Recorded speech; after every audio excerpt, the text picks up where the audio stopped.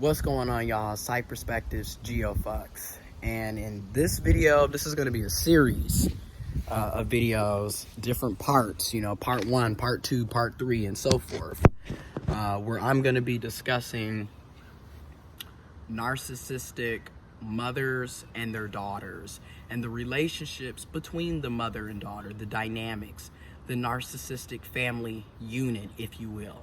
Now, I'm speaking from personal experience, my opinion, and I will also have data and facts to back up what I'm talking about in the description box below. And as always, recommended, please do your own research, okay? Investigate, critically think. It's a good thing to do, but information will be below.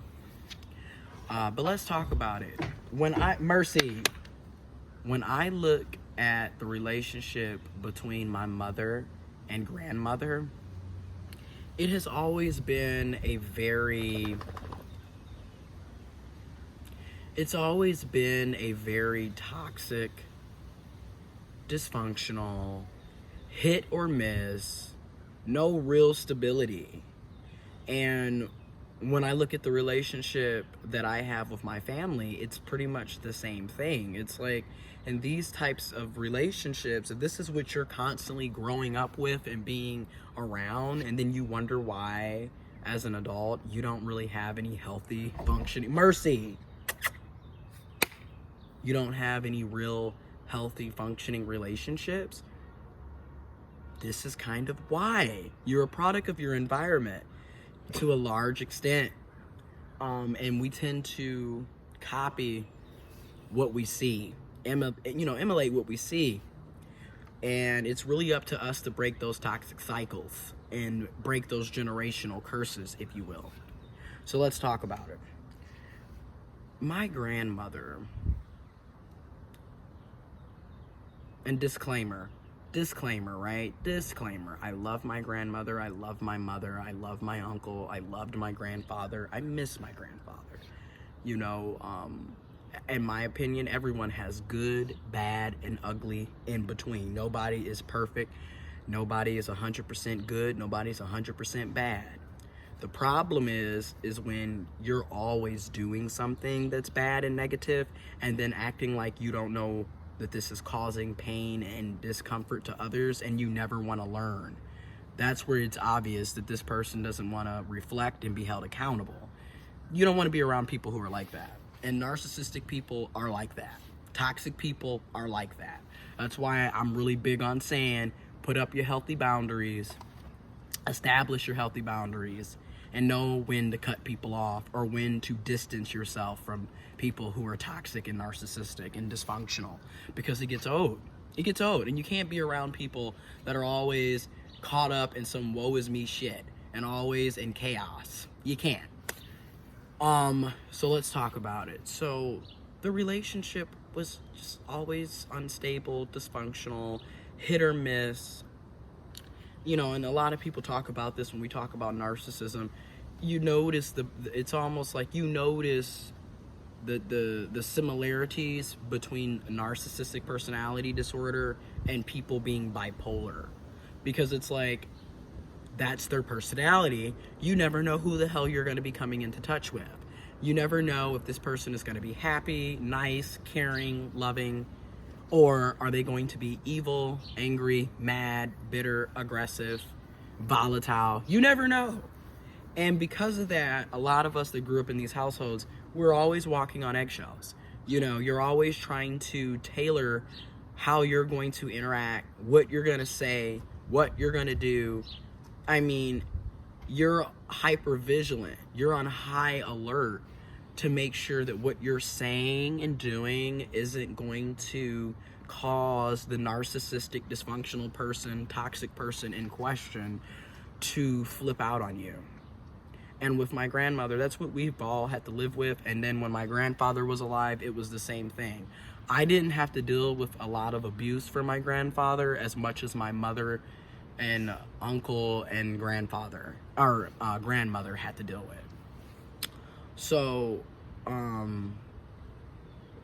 the jealousy between the mother and daughter, it is so obvious.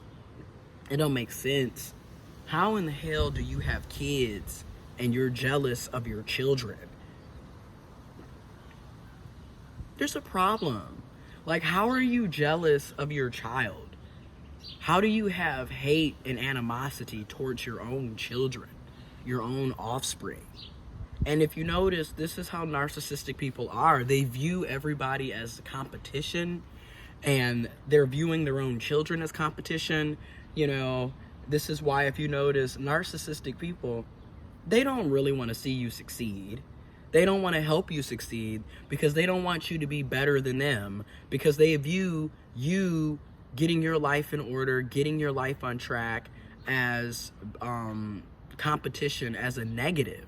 And like, why would you want that type of mother, that type of parent?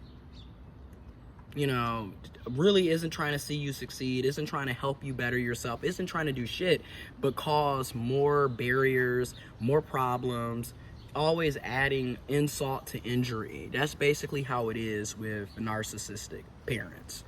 And my grandmother has called my mother everything besides a child of God. You know, calling her a crackhead, you know, making fun of how she walks. Mind you, my mother has MS, multiple sclerosis. You're a 76-and-a-half-year-old woman making fun of somebody who has an autoimmune disease. And you're supposed to be a registered nurse.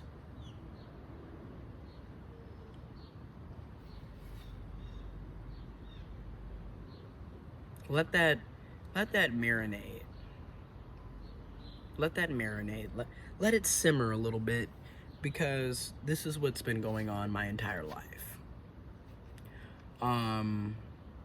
You know, that's sick and twisted, you know, and then you sit up here and you spread gossip and rumors and misinformation and blatant lies, aka smear campaigning. You're doing a smear campaign my mother's entire life. You have everyone in the family looking at my mother like she's no good, she's a drug addict, you know, which and again, we have to change, in my opinion, we have to change how we look at drug use and how we view people who use drugs and alcohol and substances. But okay, you got everyone looking at her like she's a druggie, a drug addict, looking down on her, thinking that she's just using you. Meanwhile, you're using her. When she got her money, you know, in the same way you did me when I got my money. Again, when you get into therapy and counseling, you really start realizing who the real enemies or the villains are. Because a lot of times when you grow up in these narcissistic households and dysfunctional households, who the narcissist in question, the person with the power, is also determining the narrative, right? So the abuser is telling you who's abusing you. And it takes you getting out of these households, it takes you getting away from these people, getting into therapy and counseling, really establishing healthy boundaries to recognize who the real problem is, okay?